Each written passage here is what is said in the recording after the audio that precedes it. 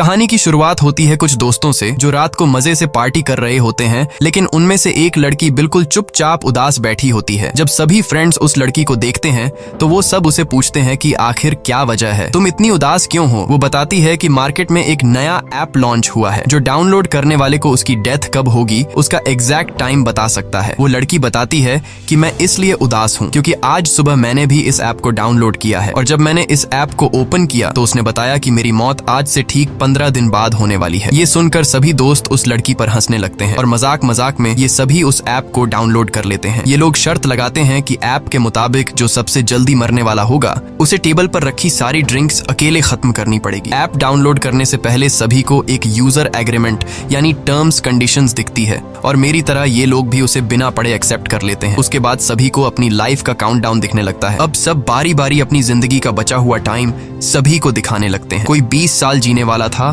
तो कोई 60 साल। लेकिन कोर्टनी परेशान नजर आती है। जब वो अपना मोबाइल फोन दोस्तों को दिखाती है तो उस ऐप के हिसाब से उसके पास सिर्फ 3 घंटे बचे हुए थे। जैसे ही काउंटडाउन 0 हुआ वो मारी जाएगी। ये देखकर कोर्टनी डर जाती है, लेकिन उसके दोस्त कोर्टनी को समझाते हैं कि डरो मत, ये ऐप सिर्फ एक मजाक है। अब गेम के हिसाब से जिसके मोबाइल में उसकी जिंदगी का सबसे कम टाइम बचा होगा वह टेबल पर रखी सारी ड्रिंक्स पिएगा। इसलिए कोर्टनी गेम हार जाती है क्योंकि उसके मोबाइल में उसके पास सिर्फ 3 घंटे बचे थे। अब सभी दोस्त कोर्टनी से कहते हैं कि रूल्स के मुताबिक तुम्हें सारी ड्रिंक्स पीनी होगी। तभी कोर्टनी का बॉयफ्रेंड एवन आ जाता है और कोर्टनी की जगह वह खुद सारी दारू पी लेता है। पार्टी खत्म होने के बाद जब कोर्टनी अपने बॉयफ्रेंड एवन के साथ गाड़ी में बैठी तो एवन ज्यादा ड्रिंक करने की वजह से उसे चढ़ गई थी। इसलिए कोर्टनी एवन को ड्राइव करने से मना करती है, लेकिन एवन उसकी नहीं सुनता। कोर्टनी ऑलरेडी ऐप की वजह से डरी हुई थी, इसलिए वह कार से उतरकर पैदल ही घर जाने लगती है। एवन कोर्टनी को गाड़ी में बैठने के लिए कई बार कहता है, लेकिन जब वह नहीं बैठती तो एवन गुस्सा होकर उसे अकेला छोड़कर वहां से निकल जाता है। तभी कोर्टनी के मोबाइल पर उस ऐप का नोटिफिकेशन आता है कि उसने यूजर एग्रीमेंट तोड़ दिया है। कोर्टनी को इसका मतलब समझ नहीं आता, लेकिन ये देखकर कोर्टनी और ज्यादा डर जाती है। तभी हम देखते हैं कि काला कोट पहना हुआ कोई आदमी उसका पीछा करने लगा। तब कोर्टनी को मोबाइल पर एक अलर्ट आता है कि उसके पास सिर्फ 7 मिनट बचे हुए हैं। कोर्टनी घबराते हुए जल्दी अपने घर पहुंच जाती है। घर में एंटर होते ही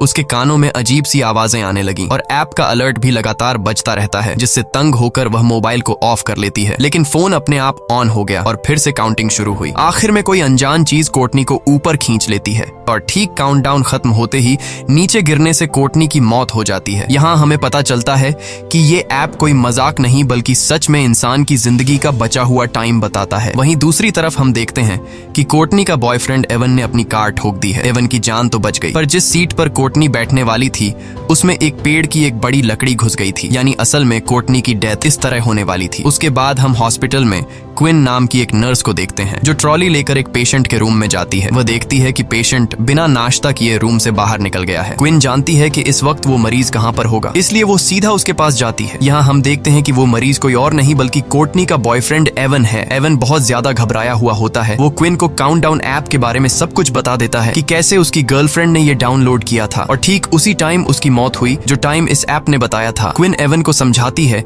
कि ये बस एक इत्तेफाक होगा। भला कोई ऐप किस तरह से किसी इंसान को उसके मरने का टाइम बता सकता है। वो उसे रिलैक्स करके सर्जरी के लिए तैयार करने की कोशिश करती है, लेकिन एवन सर्जरी के लिए किसी भी कीमत पर तैयार नहीं होता क्योंकि अब उसने भी काउंटडाउन ऐप डाउनलोड कर ली थी। ऐप के हिसाब से एवन के पास जिंदा रहने के लिए सिर्फ 19 घंटे बाकी थे और ठीक 19 घंटे बाद एवन की एक सर्जरी होने वाली है और वो समझ जाता है कि सर्जरी के दौरान वो मारा जाएगा। लेकिन क्विन एवन को हिम्मत देती है कि ऐसा कुछ नहीं होगा। कुछ टाइम बाद क्विन हॉस्पिटल की हेड नर्स से मिली। वो उसे अपने साथ ले जाती है, जहाँ एक डॉक्टर और स्टाफ के लोग केक के साथ क्विन को सरप्राइज देते हैं क्योंकि वो नर्सेस के टेस्ट में पास हो गई होती है। अब जब सब बैठकर केक खा रहे होते हैं तो क्विन सबको एवन के काउंटडाउन ऐप के बारे में बताती है। यहाँ कुछ और लोग भी बताते हैं कि हम भी इस ऐप के बारे में सुन चुके हैं। मजाक में ये लोग भी अपनी लाइफ का बचा हुआ टाइम देखने के लिए इस ऐप को डाउनलोड कर लेते हैं, जिसमें डॉक्टर सलीवन नाम का एक डॉक्टर भी शामिल होता है जो यहाँ का सबसे हेड डॉक्टर है। डॉक्टर मोबाइल में अपनी जिंदगी का बचा हुआ टाइम देखकर बहुत खुश होता है क्योंकि वह 90 साल तक जीने वाला था और बाकियों के पास भी ऐप काफी लंबा टाइम बताता है। तभी एक आदमी एक औरत को लेकर आता है जो ओवरडोज की वजह से बेहोश हो गई थी। उसकी धड़कनें और सांस रुक गई थी, लेकिन ये लोग उसे एक इंजेक्शन देकर बचा लेते हैं। पूरा दिन काम करने के बाद शाम को जब क्विन घर लौटती है तब उसे काउंटडाउन ऐप को डाउनलोड करने का नोटिफिकेशन आता है। वो इस ऐप को ज्यादा सीरियस न लेते हुए उसे डाउनलोड कर लेती है और बिना सोचे समझे इस ऐप के सभी टर्म्स कंडीशंस एक्सेप्ट कर लेती है। और तभी उसे पता चलता है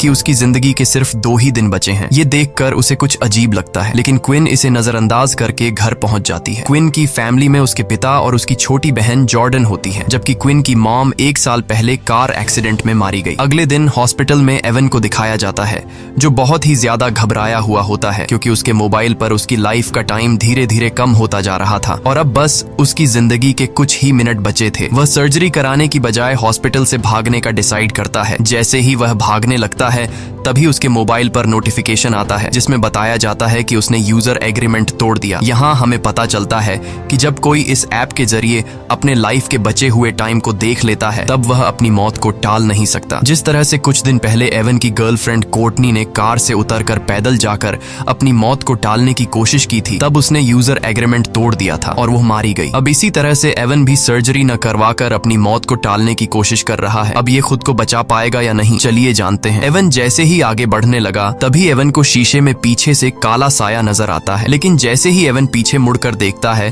तो वहाँ पर कोई भी नहीं होता। तभी अचानक सामने का शीशा टूट गया। ये देखकर डर के मारे एवन भागकर सीढ़ियों के पास जाने लगा। वहाँ पहुँचते ही अचानक बिजली चली जाती है। तभी उसे किसी के कदमों की आवाज सुनाई देती है। जब वो अपने मोबाइल फोन का टॉर्च ऑन करता है तो सामने उसे अपनी गर्लफ्रेंड कोर्टनी नजर आती है, लेकिन उसकी गर्लफ्रेंड एक डीमन बन चुकी थी। वह उससे भागने लगता है, लेकिन जल्दबाजी में उसका मोबाइल नीचे सीढ़ियों पर गिर जाता है और कुछ देर बाद वो भूत एवन को भी मारकर सीढ़ियों से नीचे फेंक देता है। क्विन जब हॉस्पिटल आती है तो उसे पता चलता है कि एवन सीढ़ियों से गिरकर मर गया। ये सुनकर उसे एवन की बातें याद आने लगती हैं, जब वो पिछले दिन बार बार क्विन से कह रहा था कि इस ऐप के हिसाब से वो 19 घंटे बाद मारा जाएगा। इसलिए अब क्विन को भी शक होने लगता है कि क्या सच में इस ऐप ने तो एवन को नहीं मारा। अपने शक को यकीन में बदलने के लिए अब वो सीधा उस जगह पर पहुंचती है जहां पर एवन की बॉडी को रखा गया था। वो एवन का फोन उठाती है और उसे चेक करने की कोशिश करती है, लेकिन इस फोन पर एवन का फेस लॉक लगा हुआ था, जिसके लिए वो एवन की बॉडी से कपड़ा हटाती है और उसके मोबाइल फोन को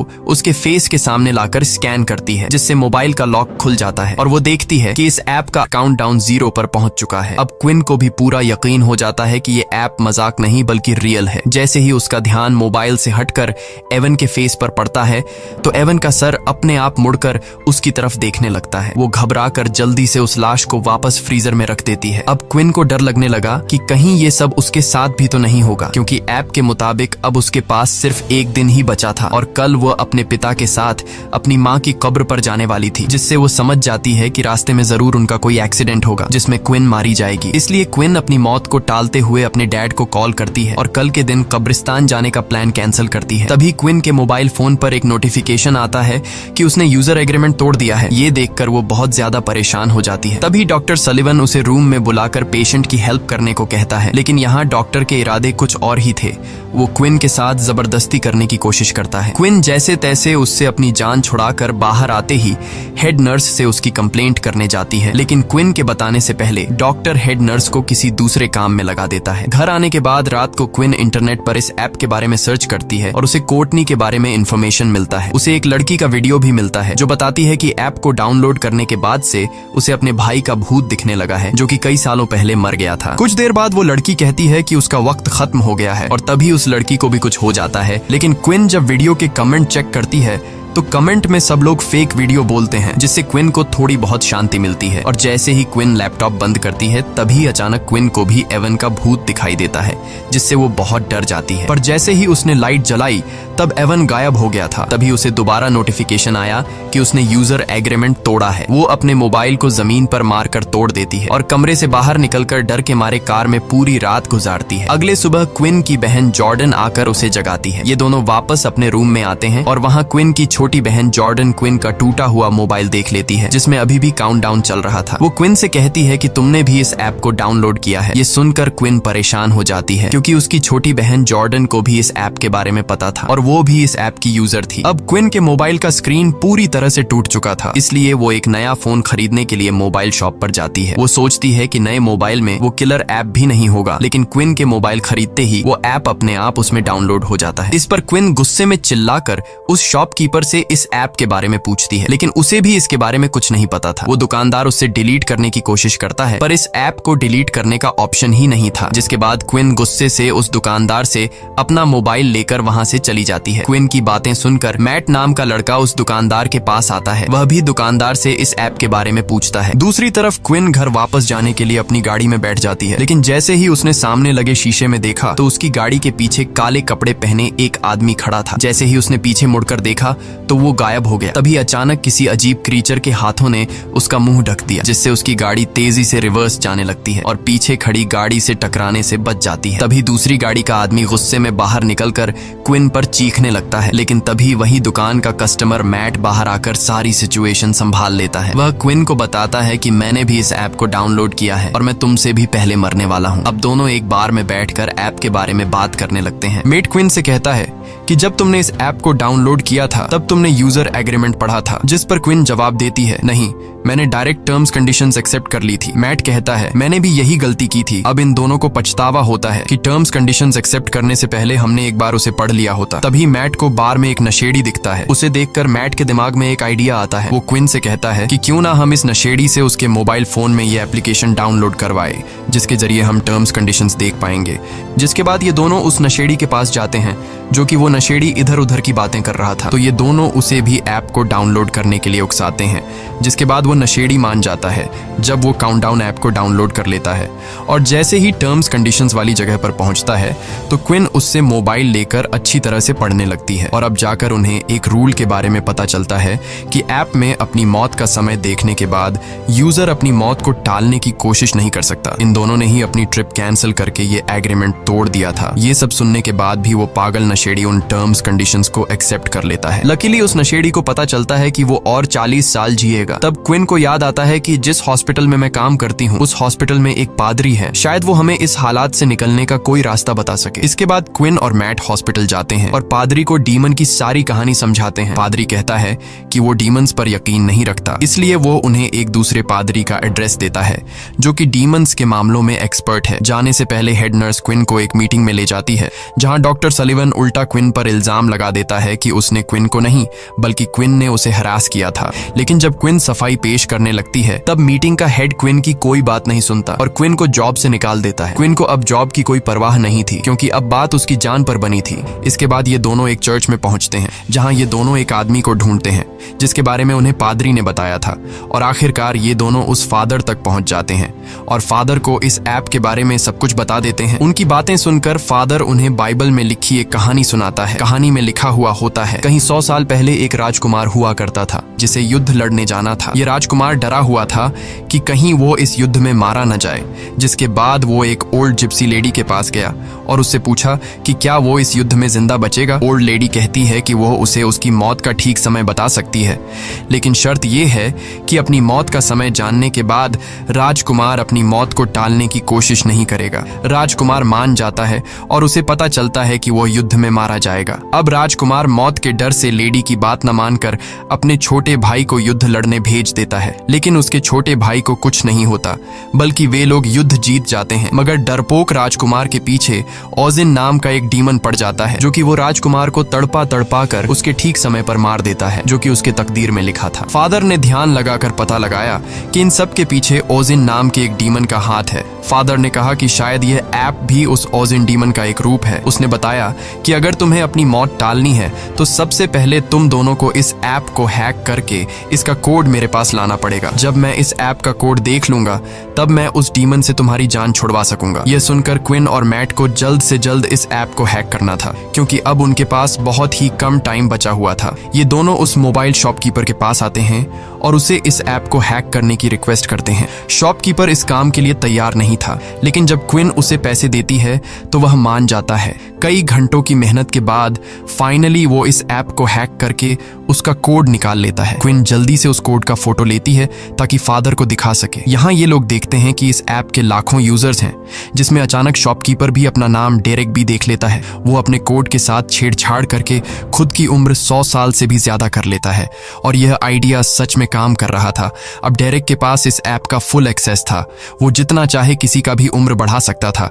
शॉपकीपर क्विन और मैट की रिक्वेस्ट पर इन दोनों का भी उम्र बढ़ा देता है। तभी क्विन को डेटाबेस में अपनी सिस्टर जॉर्डन का नाम दिखता है और उसकी मौत तो क्विन से भी 3 मिनट पहले होने वाली थी, यानी कि उस एक्सीडेंट में क्विन और जॉर्डन दोनों ही मरने वाली थी। खैर, क्विन जॉर्डन की भी उम्र बढ़ा लेती है। अब क्विन और मैट बहुत खुश हो जाते हैं क्योंकि अब उन्हें मौत का डर नहीं था, लेकिन ये खुशी कुछ ही देर की मेहमान थी। इसके बाद क्विन और मैट एक साथ क्विन के घर पहुंचे और सेफ्टी के लिए एक ही रूम में रात गुजारने का फैसला किया, क्योंकि अब भी उनके दिलों में डीमन का डर मौजूद था। रात के वक्त जब वो सोने वाले थे तब क्विन मैट से पूछती है कि उसने ये ऐप क्यों डाउनलोड की थी। मैट बताता है कि कुछ साल पहले उसका एक छोटा भाई था जो एक बहुत ही डिसेंट लड़का था। वो हमेशा बीमार रहता था और बीमारी के चलते एक दिन उसकी मौत हो गई और तब से मैट को मौत से डर लगने लगा। जब उसे इस ऐप के बारे में पता चला तो वो जानना चाहता था कि वो खुद कब तक जिंदा रहने वाला है, इसलिए मैंने यह डाउनलोड की। इसके बाद क्विन मैट को अपनी स्टोरी सुनाती है कि एक रात वो अपनी मॉम को बिना बताए एक पार्टी में चली गई थी। जब उसकी माँ उसे ढूंढने के लिए घर से बाहर निकली तो रास्ते में उसका कार एक्सीडेंट हुआ जिससे उसकी मौत हो गई। एक दूसरे को खुद की स्टोरी सुनाने के बाद ये दोनों सो जाते हैं। तब आधी रात में डीमन फिर से क्विन को डराने आ जाता है। क्विन के कानों में एक अजीब आवाज गूंजती है जिससे उसकी आंख खुल जाती है। उसने देखा कि मैट का हाथ उसके पेट पर है। वो मैट का हाथ हिलाकर उसे जगाने की कोशिश करती है, लेकिन तभी असली मैट